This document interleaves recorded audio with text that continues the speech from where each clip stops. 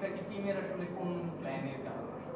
এটা কোচরা প্ল্যান করছে, coach captain ওনাদের একটা পার্ট ছিল। সো ওনারা চিন্তা করছে যে মেন ব্যাটসম্যান পাঠাবে, এটাই হয়তো। দাদা আমার ম্যাচ কোথায় খেলা? ম্যাচটা অ্যাকচুয়ালি একটা নতুন এক্সপিরিয়েন্স হয়েছে আমাদের জন্য আজকে সুপার ওভারে। হ্যাঁ, এটা ঠিক, অনেকগুলো টার্নিং পয়েন্ট ছিল হয়তোবা। আমরা যদি বলেন যে আজকে স্পিনাররা খুবই ভালো বল করেছে, মুস্তাফিজেরও কয়টা ওভার বাকি ছিল, হয়তোবা স্পিনাররা ভালো বল করছিল বিধায় মুস্তাফিজের ওভারটাও শেষ হয়নি। আবার দুইটা ক্যাচ ছিল, এটাও হতে পারে একটা টার্নিং পয়েন্ট। ওই জায়গায় সোহানের যেটা বেশ ক্যাচটা মিস করলো লাস্টে, ওটা কি বাংলাদেশকে হারিয়ে দিল? না না, এইরকমভাবে কোনো কিছুই না, এক ক্যাচেই কোনো কিছুই না। কিন্তু হ্যাঁ, ওইটা ধরলে হয়তো বা টাফ ক্যাচ ছিল, ওইটা ধরতে পারলে হয়তো বা মানে ওইটা তো আমরা ধরতে পারলে ম্যাচ জিতেই যেতাম। কিন্তু হ্যাঁ, টাফ ছিল, সে ভালো ট্রাই করছে। সমু অবশ্যই এই অভিজ্ঞতা যেহেতু প্রথম, কাজে ল্যাক অফ এক্সপিরিয়েন্স তো ছিল, তারপরেও কি আপনার মনে হয় না যে 6 বলের জায়গায় 2টো ওয়াইড একটা নো আসলো, ইকুয়েশনটা অনেক ইজিয়ার হয়ে গেছে, সেটা করতে না পারাটা এটা কমপ্লিট ফেলিওর? হ্যাঁ, এটা বলতে পারেন আমার জন্য ফেলিওর। আমি লেফট আর্ম স্পিনার ছিল, আর আমারও নিজেরও কনফিডেন্স ছিল যে না, আমি একটা বাউন্ডারি এখান থেকে আদায় করতে পারবো।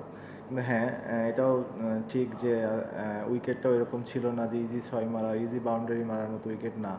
বলটা অনেক পুরাতন ছিল, মানে পুরাতন হয়ে গেছে, 50 ওভারের পরের বল মারলেও বলগুলো যাচ্ছিল না। সো অ্যাকচুয়ালি বড় হিট করতে গেলে উইকেটের একটা হেল্প থাকে, স্কিড বা বলেন, বলটা একটু স্লো আসতেছিল এবং টানও ছিল অনেক বেশি। সো হ্যাঁ, নেক্সট টাইম যদি কখনো এরকম উইকেট থাকে, অবশ্যই ওই রকমভাবে প্র্যাকটিসটাও করতে হবে যে এই উইকেটেও 6 মারতে হবে কীভাবে।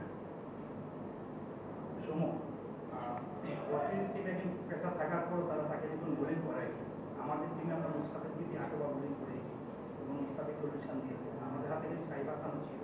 এরকম পিচে যেখানে প্রতিপক্ষ প্রেসার দিয়ে বোলিং করায়নি, সেখানে মুস্তাফিজ যদি 8 ওভার করাটা আসলে আপনি কীভাবে দেখছেন? দেখেন, আমার কাছে তো মনে হয় মোস্তাফিজের 10 ওভারই করা উচিত ছিল, কারণ এইরকম উইকেটে মোস্তাফিজ বেস্ট বোলার ওয়ার্ল্ডের, ঠিক আছে। সো হ্যাঁ, স্পিনাররা ভালো করছিল বিদায় হয়তো বা মোস্তাফিজ পুরো 10টা ওভার শেষ করে নাই। কিন্তু এখানে অন্য কোনো কিছুই নাই যে মোস্তাফিজ পেস বোলার বল করতে পারবে না, কারণ এই সব উইকেটে মোস্তাফিজ বেস্ট বোলার অলওয়েজ। সময় আপনার পার্সোনাল ওপিনিয়ন জানতে চাচ্ছি যে ম্যাচ আপ জিনিসটা, লেফট স্পিনার বোলিং করলে রাইট দিকে নামানো যাবে না, এটা বাংলাদেশ আজকে পুরো ম্যাচই করেছে এবং ইতিহাসও আছে যে গত 10-15 বছর ধরে করছে। বেশিরভাগ সময় দেখা যায় যে হয়তো ম্যাচ আপটা বাংলাদেশের পরে যায় না। তো আজকে যেহেতু সেট প্ল্যান ছিল, বোঝা যাচ্ছিল যে আকিব হোসেন লাস্ট ওভার করবে, তখন কি ম্যাচ আপের দরকার ছিল আপনার মনে হয়? এটা ভালো প্রশ্ন। অ্যাকচুয়ালি কি, এটা নিয়ে তো সবাই আমরা চিন্তা করি নাই, এটা কোচ ক্যাপ্টেন চিন্তা করছে। তো ওইখানে আমরা কিন্তু জানতাম না আকিব হোসেন বল করবে, কারণ আমরা যদি দুইটা লেফটি নেমে যেতাম, ওই সময় যদি কোনো অফ স্পিনার আসতো, তখন কিন্তু আমরা বিপদে। সো এই জন্য লেফটি রাইটই ছিল। আপনি ওদের ক্ষেত্রেও দেখবেন সেম, ওরাও কিন্তু লেফটি রাইটই ব্যাটিং করছে। আপনারা তো অফ স্পিন ভালো খেলেন। অফ স্পিন ভালো খেলি, কিন্তু লম্বা সময়ের জন্য হতে পারে, কিন্তু একটা ওভারের জন্য যখন আপনি খেলবেন, আপনার তো ফুল ফ্রি হিট খেলতে হবে। সো উইকেটটা তো এরকম না ইজি যে আপনি বল ভালো আসতেছে বা বল ঘুরতেছে না, বলটা তো অনেক ঘুরতেছে। সো এখানে স্পিন খেলা অলওয়েজ টাফ। সুপার ওভার ব্যাপারটা একটা রেয়ার অকেশন, সেখানে সুপার ওভারে একটা ফ্রি হিট পাওয়া, সেই ফ্রি হিটটাকেও আপনি কানেক্ট করতে পারেননি প্রপারলি, এটা ডিপ ইন্ডিকেটর ফিল্ডারের কাছে ক্যাচ দিয়েছে।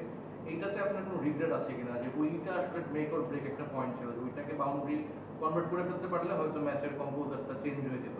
আর অন দ্য মেইন ম্যাচেও আপনি একই বোলার এগেন্স্ট একটা ফ্রি হিটে আপনি অলমোস্ট এলবিডব্লিউ হয়েছিলেন, ওরা হয়তো আপিল করেনি, বাট করলে হয়তো রিভিউতে গেলে সেটা কি হতে পারতো। আমি এটা বলছি যে আপনার মেন্টাল কোনো ব্যারিয়ার কাজ করে কিনা। না দেখেন, হ্যাঁ এটা ঠিক, আজকে 3টা ফ্রি হিট আমি করতে পারি নাই। এর প্রিভিয়াসও আমার অনেকগুলো ফ্রি হিট আছে যে আমি এভাবে ইউটিলাইজ করতে পারি নাই। হ্যাঁ, ওই রকম কোনো কিছু ছিল না যে আমি যে সুপার ওভারে বলগুলো খেলেছি অলমোস্ট সবগুলোই ফ্রি হিট ছিল। সো আমার টার্গেটই ছিল যে আমি বল 6 মারারই টার্গেট ছিল বা বাউন্ডারি মারার টার্গেট ছিল, যে হ্যাঁ ওইটা আমি পারি নাই, হয়তো বা এখানে আমার কোনো ল্যাকিংস ছিল। ব্যাটিং গড় দেখলাম আপনার ওই বা আজকে দেখলাম যে 32-এর ঘরে, মানে বাংলাদেশের ব্যাটারদের তো সাধারণত 30-এর উপরে খুব বেশি ব্যাটারের গড় নেই। আপনার 32-এর উপরে গড় এবং সাম্প্রতিক 10-15টা সবশেষ ইনিংসও দেখলাম যে সেঞ্চুরি আছে বড় একটা, নিউজিল্যান্ডে কয়েকটা 50 আছে। আপনার কি মনে হয় যে হুট করে বাদ করে যান, হুট করে ঢোকেন, কনসিস্টেন্সি বা আরেকটু সময় আপনি পেতে পারতেন? আর এই 2 ম্যাচে ফিরে আসলে কেমন লাগলো বাইরে?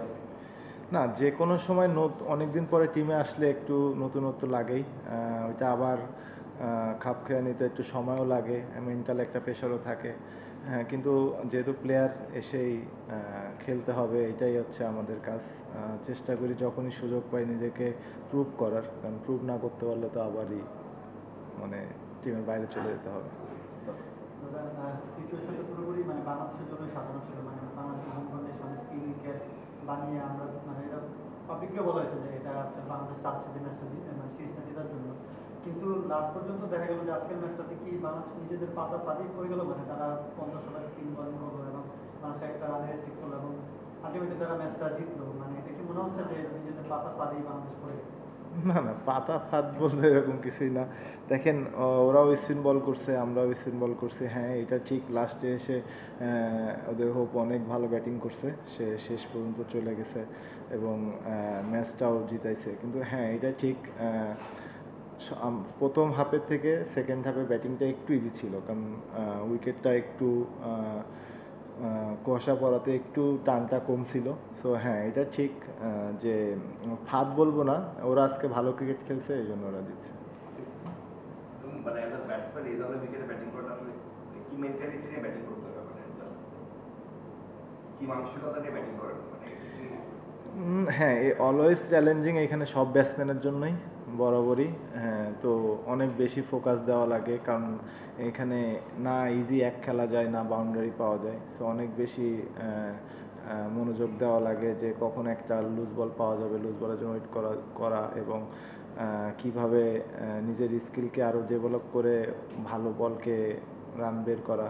সো হ্যাঁ, এটা পুরোপুরি বলতে পারেন স্কিল অ্যান্ড মেন্টাল অনেক টাফনেস থাকতে হবে এই কাইন্ড অফ উইকেটে খেলতে। যে ব্যাটসম্যান মানে স্বাচ্ছন্দ্যে স্ট্রোক খেলে তার জন্য স্ট্রোক মেকিংটা এখানে খুব ডিফিকাল্ট। এই উইকেটে স্ট্রোক খেলা অনেক ডিফিকাল্ট। আপনারাও তো দেখেছেন যে না, মানে ইজি এক খেলা যায়, বাউন্ডারিতে অনেক কমই হয়েছে ওভারঅল। পুরো ম্যাচ তো মানে ধরেন আমরা 11 জন খেলেন টিম ওয়ার্ক, তো যেটা আপনি প্রথম দিকে বললেন যে আসলে অধিনায়ক এবং কোচ ঠিক করেছেন কে বল করবে আর কে বল নামবে। আপনার সিনিয়র আছেন, খুব বেশি সিনিয়র তো এখানে নেই, আপনি আছেন, রাবিদ আছে, শান্ত আছে, তো আপনাদের তো অন্তত মানে কনসার্ন বা আগে দেখেছি আমরা যে একসাথে কথা বলা বা কি করা যেতে পারে, এটা মানে ল্যাক মনে হয় কিনা? যে আপনি যেটা একটুই বললেন যে আসলে ঠিক করেছেন বা কোচ বা অধিনায়ক, মানে এটার ল্যাকিং মনে হয় কিনা? এটা হচ্ছে শান্তকে নামানো হয়েছে, এটা অনেক কথা হচ্ছে শান্ত তো কনফিডেন্স ভালো ছিল না, আপনার সেই কনফিডেন্স ছিল কিনা শান্তটা শেষ হতে পারে? দেখেন, ওইটা তো আমার বিষয় ছিলই না, আমি ওইটা চিন্তা করি না। আমাকে যখন বলা হয়েছে যে আমি ব্যাটিংয়ে যাব, আমার ওই মেন্টালিটি আমি আমার দিকে ফোকাস করেছিলাম যে আমি কি বেস্ট এখানে করতে পারবো, আমার কি কাজ।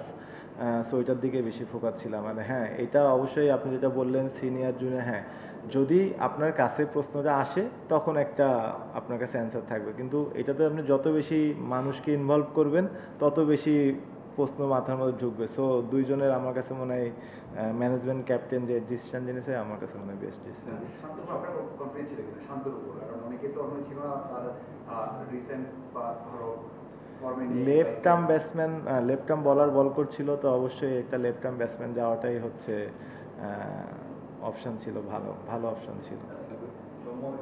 এভাবে ম্যাচটা হারার পরে তার ম্যাচ ডিসাইডিং ম্যাচ একটু কি বেশি প্রেশার হয়ে গেল? না, প্রেশার বলতে আজকে যদি জিতে যেতাম তাহলে হয়তো আমরা অনেক প্রেশার রিলিফ হয়ে যেতাম। হ্যাঁ, লাস্ট ম্যাচটা এখন সিরিজ জিততে গেলে আমাদের লাস্ট ম্যাচটা জিততেই হবে। সো হ্যাঁ, ওইভাবেই পরিকল্পনা করে প্ল্যান করে আবার নেক্সট ম্যাচের জন্য আসতে হবে, যেন আমরা স্ট্রংলি কামব্যাক করতে পারি। আপনারা রিসেন্টলি এনসিএ টি20 খেলে আসলেন, বিপিএলটাও খেলেন, টি20-র মধ্যে দিয়েই ছিলেন, সবাই টি20 মেরে দিয়েছিলেন। যখন 6 বলে 11 রান দরকার হয়, আপনি শান্ত হৃদয়ের মতো ব্যস্ত থাকেন, তখন ঋষাদকে নিয়ে কথা হয়েছে, ঋষাদকে না মারতে পারলে ম্যাচটা শেষ করা যেত না। এই ধরনের কমেন্টস আমাদের টিমের জন্য কনসার্নিং কিনা, যে আপনারা শেষ করতে পারছেন না, আমরা একজন লেগ স্পিনারকে নিয়ে কথা বলছি যে ম্যাচ শেষ করতে পারছেন সুপার ওভারে ব্যাটিংয়ের জন্য? ও না, আমি তো আগেই বললাম যে দেখেন, এখানে লেফট আর্ম স্পিনার বল করছিল, সো লেফট আর্ম অপশন ব্যাটসম্যানটা অপশন সব থেকে ভালো, সো এটাই তারা ডিসিশন নিছে যে লেফট আর্ম গেলে ভালো হবে টিমের জন্য, সো তারা সেই ডিসিশনটাই নিয়েছে। ওয়েস্ট ইন্ডিজে যখন 7 উইকেট পড়ে গেল তখনও ম্যাচটা বাংলাদেশের হাতে ছিল। যখন 10 ভুলে গেল তখন এত ডিফেন্সিভ ফিল্ডিং সেটআপ দেখলাম কেন? আর সুপার ওভারের ব্যাপারে আমার যেটা জানার আছে যে এক বলে তো স্কোর করে 6 রান উঠে গেল, তখন কিন্তু বাকি 5 বলে 5 রান দরকার। ঠান্ডা মাথায় সিঙ্গেল বা ডাবলের উপর খেলেও কিন্তু ম্যাচটা বের করা যায়। মানে ওই মুহূর্তে আসলে হিটিং মেন্টালিটিটা কি আমাদের ডুবালো ম্যাচটা, আপনার কি মনে হচ্ছে? না দেখেন, হ্যাঁ এটা ভালো কথা বলছেন, কিন্তু ওই সময়টায় কি ধরেন এমন যদি হতো আর 2 রান বা 3 রান বাকি থাকতো তাহলে আপনার সিঙ্গেল নেওয়ার চিন্তা করতেন। আপনি যদি ওইখানে সিঙ্গেল খেলতে যায় 2টা বল আপনার ডট হয়ে যায় তখন কিন্তু ফুল প্রেশার আপনার উপরে চলে আসবে। তো আপনি ম্যাচটা যত দ্রুত শেষ করতে পারবেন, কারণ আপনার কাছে অপশন আছে বাউন্ডারির, সো ওইটাই আমরা প্ল্যান করেছি। আর প্রথম প্রশ্নটা যে ফিল্ডিং সেটআপের যে ব্যাপারটা, মানে এত ডিফেন্সিভ ফিল্ডিং ছিল না যখন টেল এন্ড চলে আসলো, শুধু শাইলক ছিল স্টার্টিং ব্যাটসম্যান। ওদের তো টেল ইঞ্জি নাই, একটাই মাত্র ওদের ব্যাটসম্যান ছিল না, আর 9টাই তো ব্যাটসম্যানই ছিল, ওদের তো কোনো টেলই ছিল না। আচ্ছা, হ্যাঁ ওদের তো কোনো টেল ব্যাটসম্যানই ছিল না ভাই। একদমই পার্সোনাল জি।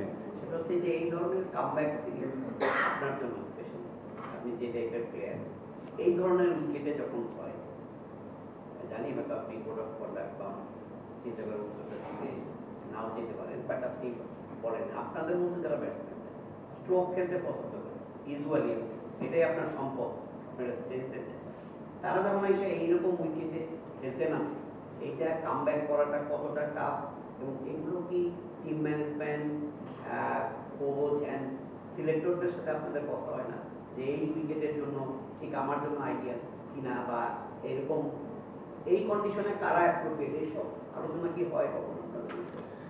না না স্পেসিফিক তো এরকম কোনো কিছুই হয় না। আর আমিও ধরেন অনেকদিন পরে এসেছি, এখন উইকেট ওয়েদার এগুলো তার আমাদের হাতে না, সো যে যে সিচুয়েশান পেয়েছি ওই সিচুয়েশানটাতে এখন আমাকে খেলতে হবে, এটাই এখন দায়িত্ব, সো ওই দায়িত্বটাই পালন করার চেষ্টা করছি। ম্যাচের আগেই যদি বলি, আমরা 4 জন স্পিনার 1 জন পার্ট টাইম স্পিনার নিয়ে খেললাম, অথচ শাইলকের স্পিনার এগেনস্টে এভারেজটা 70, কেসি কার্টির 40-এর মতো, আরও 2-3 জন ব্যাটার আছে যারা স্পিনটা অনেক ভালো খেলে। আমরা বেশি স্পিন নিয়ে কেন আগালাম? আমাদের যেহেতু এখন পেস খুব ভালো, আর পরবর্তী ম্যাচেও কি আমরা স্পিনের দিকেই চোখ রাখছি? আপনারা তো উইকেট দেখছেনই, স্পিন উইকেট, সো এটাই আর কি মেন কারণ স্পিনার খেলানোর। আমাদের যে বস আছে ক্রিকেট অফিসের চেয়ারম্যান টিচার, উনি বলে থাকেন যে লাস্ট যে পাকিস্তানের সঙ্গে এখানে সিরিজ খেলা হয়েছে তাদের কোচ আপত্তি করেছে যে উইকেট নিয়ে, ইভেন আপনাদের কোচ আপত্তি করেছে এখানে ভালো উইকেট না হওয়া। তো সেই জায়গাতেই আপনারা ওয়েস্ট ইন্ডিজের সঙ্গে খেলছেন একেবারে টার্নিং উইকেটে, এটা আপনাদের ক্যারিয়ারকে বা বাংলাদেশকে আসলে কোনো উপরের দিকে নেবে কিনা? এক, দ্বিতীয়ত হচ্ছে যে আজকে হারার পরে বা এখানে যে বাস্তবতা উপলব্ধির পরে আপনাদের কোনো হয়তো বিশ্বকাপে আপনারা সরাসরি খেলার মতো যোগ্যতা অর্জন করতে পারবেন, ভারত, অস্ট্রেলিয়া, নিউজিল্যান্ডকে এখানে হারিয়ে। এই যে উইকেট, আমি একটু আগেই বললাম উইকেট ওয়েদার এইগুলো তো আমাদের হাতের না, ম্যানেজমেন্টের হাতের, সো এইগুলো নিয়ে আমরা প্লেয়াররা চিন্তাও করি না, যে আমাদের যেখানে খেলতে দেওয়া হয় যে সিচুয়েশন আমরা ওইটাতেই কপ আপ করার চেষ্টা করি। আর ওই যে আপনারা বিশ্বকাপ খেলতে পারবেন এখন সরাসরি, যে ভারত, অস্ট্রেলিয়া, নিউজিল্যান্ডকে এখানে হারিয়ে? এখনও অনেকগুলো খেলা আছে, যদি আমরা সেই সিরিজগুলো জিততে পারি, পজিশন থাকে, তাহলে অবশ্যই খেলবো। দাদা, আপনি বলছেন যে সামনে যদি এরকম উইকেট থাকে তাহলে প্র্যাকটিস করবেন যে এই উইকেটে কিভাবে ছক্কা মারতে হয়। এই কয়দিন কি আসলে ছক্কা মারার প্র্যাকটিস করা যায়? এই কদিন না, ম্যাচের মধ্যে ঢুকলে তো এরকম কোনো এক্সট্রা মানে স্কিলের কাজ করা হয় না, তখন ম্যাচ প্রিপারেশন নেওয়া হয়। সিরিজের আগে যে 2-3 দিন সিরিজের আগে তো এরকম সময় ছিল না, সবাই আসছে, এসে ফ্যামিলির সাথে সময় দিয়ে খেলতে চলে আসছে। Thank you.